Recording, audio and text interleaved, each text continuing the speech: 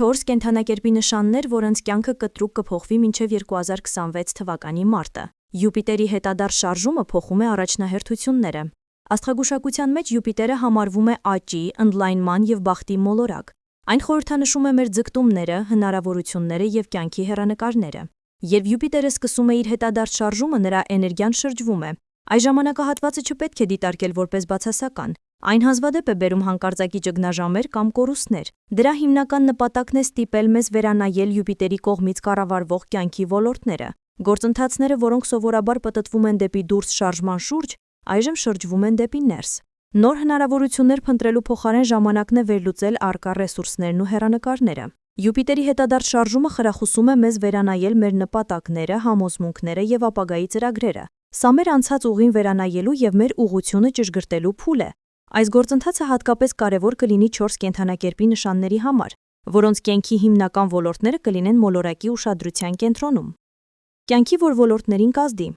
Յուպիտերի հետադարձ շարժումը ազդում է մեր գոյության հիմնարար հիմքերի վրա։ Դրա ազդեցությունը նկատելի կլինի անձնական զարգացման, կրթության, աշխարհայացքի և երկարաժամկետ ծրագրերի հարցերում։ Այս ժամանակահատվածում շատերը կարող են զգալ հին, չիրականացված նախագծերին կամ գաղափարներին վերադառնալու անհրաժեշտությունը։ Անցյալի մարդիկ, ովքեր նշանակալի դեր են խաղացել մեր անձնական աճի մեջ, կարող են կրկին հայտնվել։ Սա ժամանակ է ավարտելու անավարտ ուսումը և վերանայելու մեր կյանքի սկզբունքներն ու փիլիսոփայական հայացքները։ Արտաքին առաջընթացը կարող է դանդաղել, բայց սա տարածք է ստեղծում բարձրորակ ներքին աճի համար։ Յուպիտերի հետադարձ շրջանը թույլ է տալիս մեզ նոր, ավելի ամուր հիմք դնել ապագա ընդլայնման համար, որը կսկսվի մոլորակի ուղիղ շարժման վերադառնալուց հետո։ Աղեղնավոր։ Յուպիտերի կողմից կառավարվող աղեղնավորների համար այս ժամանակահատվածը կլինի անձնական նպատակների և կյանքի փիլիսոփայության խորը վերանայման ժամանակ։ Դուք կարող եք զգալ, որ ձեր նախկին ուղեցույցները կորցնում են իրենց արդիականությունը։ Սա ճգնաժամ չէ, այլ հնարավորություն է մի կողմ դնելու պարտադրված կարծրատիպերը և բացահայտելու ձեր իրական համոզմունքները։ Այս ամիսներին կատարված հայտնաբերումները կարող են ձևավորել նոր ուղղություն գալիք տարիների համար։ Խեցգետին։ Խեցգետինների համար Յուպիտերի հետադարձ շարժումը ակտիվացնում է տան, ընտանիքի և զգացմունքների ոլորտները։ Այս տարանցումը կարող է հանգեցնել մտերիմ հարազատների հետ հարաբերությունների վերանայման և երկարատև ընտանեկան խնդիրների լուծման։ Հնարավոր են կենսապայմանների փոփոխություններ, տեղափոխություն, վերանորոգում կամ տեղափոխություն։ Այս գործընթացը կապված կլինի ավելի խորը անվտանգության և հուզական հարմարավետության զգացողության որոնման հետ։ Երկվորյակներ։ Երկվորյակների համար փոփոխությունները կազդեն կարիերայի, սոցիալական կարգավիճակի և մասնագիտական նկրտումների վրա։ Կարող է առաջանալ այն հարցը, թե արդյոք ձեր ներկայիս աշխատանքը համապատասխանում է ձեր խորը անձնական կարիքներին։ Սա ժամանակ է վերանայելու ձեր մասնագիտական ձեռքբերումները և կարիերայի ուղին։ Դուք կարող եք վերադառնալ հին նախագծերին կամ վերսկսել նախկինում ձախողված առաջխաղացումների վերաբերյալ քննարկումները։ Սա կհանգեցնի ձեր իրական նկրտումների ավելի պարզ ըմբռնման։ Ձկներ։ Ձկների համար այս ժամանակահատվածը ազդում է ֆինանսների և անձնական ռեսուրսների վրա։ Յուպիտերի հետադարձ շարժումը խրախուսում է ձեզ վերանայել ձեր մոտեցումը փողի, արժեքների և անվտանգության նկատմամբ։ Հին ֆինանսական ռազմավարությունները կարող են անարդյունավետ թվալ։ Սա ժամանակն է վերլուծելու ձեր ծախսերը, ներդրումները և փնտրելու եկամտի նոր, ավելի հուսալի աղբյուրներ։ Այս փոփոխությունները նպատակաուղղված կլինեն ապագայի համար ավելի ամուր ֆինանսական հիմք ստեղծելուն։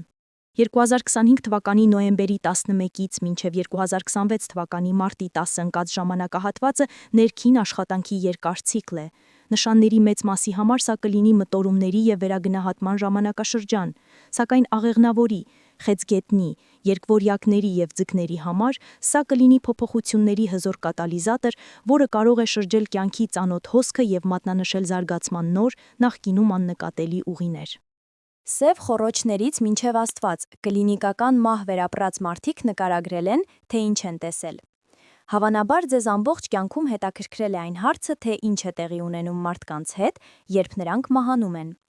Այժմ գիտնականները մարդկությանը մեկ քայլով մոտեցրել են այս գաղտնիքի վերջնական բացահայտմանը։ Մասնավորապես հետազոտողները հարցում են անցկացրել կլինիկական մահ վերապրած 48 մարդու շրջանում, հետաքրքրվելով, թե ինչ են նրանք տեսել կյանքի վերջին րոպեներին։ Որոշ մասնակիցներ ասել են, որ տեսել են երկնային էակների, իսկ մեկը նույնիսկ նշել է, որ սարսափելի ճանապարհորդություն է կատարել դեպի սև խոռոչ, Մյուսները պատմել են, որ տեսել են կրոնական կերպարների եւ խորը հուզական ապրումներ են ունեցել։ Օրինակ, հետազոտության մասնակիցներից մեկը գիտնականներին ասել է. «Ինձնից ձախ քարե սանդուղք կար, իսկ վերևում սպիտակ պատմուճանով կանգնած էր Հիսուսը։ Միևնույն ժամանակ մեկ ուրիշը նշել է. Աստված հայտնվեց հեռվում մեծ լույսի տեսքով, սակայն որոշ մարդկանց անդշիրիմյան կյանքի տեսիլքները շատ ավելի անսովոր էին եւ պարունակում էին տարօրինակ տարրեր, որոնք անհնար է գտնել Աստվածաշնչում։ Այդ պատճառով գիտնականներն այս երևույթն անվանում են ՄՄՓ, մերձ մահու փորձառություն։ Սրանք ինտենսիվ եւ հաճախ ճակատագրական ապրումներ են, որոնք տեղի են ունենում կյանքին սպառնացող իրավիճակներում, ինչպիսիք են սրտի կանգը կամ շնչառական անբավարարությունը։ Ըստ գնահատականների մոլորակի բնակչության մոտ 4-8% ՄՄՓ է ունեցել։ Սակայն նոր հետազոտությունները ցույց են տվել, որ ոչ մի մարդ բացարձակապես նույն բանը չի ապրել մոտենալով մահին։ Նույնիսկ այն մարդիկ, ովքեր իբր տեսել են Աստծուն, Հիսուսին կամ հրեշտակների, դա բոլորովին այլ կերպ են նկարագրել։ Մասնակիցներից մեկը պատմել է, թե ինչպես է դարձել լույս եւ տեսել Հիսուսին աջ կողմումս, մորուքավոր, պատմուջանով, ով ինձ ցույց տվեց ելքը։ Աստծո զորությունը մտավ իմ առջև աջ կողմիցս։ Ես գլուխս բարձրացնելու ցանկություն զգացի, բայց չկարողացա, կամ զգում էի, որ չպետք է դա անեմ, նկարագրել է մեկ այլ մասնակից։ Միևնույն ժամանակ մեկ ուրիշը շատ մանրամասն նկարագրել է հրեշտակին, որը եկել էր իր մոտ կյանքի վերջին րոպեներին։ Ըստ նրա խոսքի, այդ էակն ունեցել է նրբագետ սպիտակ թևեր, փետուրները աներևակայելի մանրամասն էին եւ շարված միմյանց վրա, իսկ դեմքը նման էր հունական Աստծո դեմքի, շատ համաչափեր, հարթեցված մազերով, ինչպես հունական արձաններին է։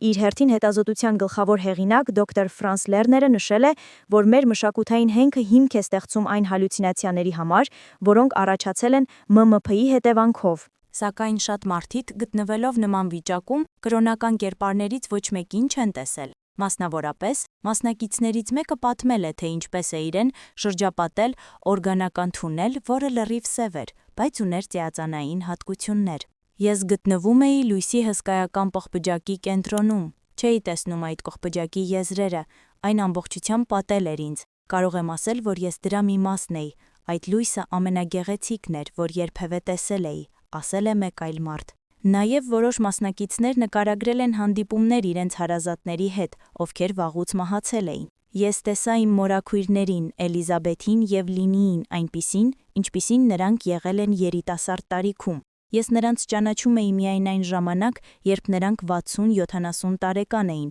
ընդգծել է հարցվողներից մեկը։ Բացի այդ, մեկ մարդ հիշել է, թե ինչպես է տեսել սև խոռոչ։ Սև խոռոչը հեռվից սև է երևում։ Լույսն այնքան պայծառ էր, որ դժվար էր տարբերել բոլոր գույները, բայց դրանք միևնույն է այնտեղ էին։ Գիտնականները վստահեցնում են, որ բոլոր ՄՄՓ-ներն առաջացել են տեսողական եւ այլ ֆիզիկական խթանների միջև համաձայնեցվածության խախտման հետևանքով, որոնք հիմնականում պահպանում են մեր մարմնի ամբողջականության զգացումը։ Լերներն ավելացրել է, որ ՄՄՓ-ն պայմանավորված է նրանով, թե ինչպես է փոխվում մեր տեսադաշտը, երբ ուղեղը սկսում է անջատվել։ Նրա խոսքով դա չի նշանակում, որ գոյություն ունի առանձին հոգի, կամ որ մեր գիտակցությունը կարող է ինչ-որ կերպ լքել մարմինը։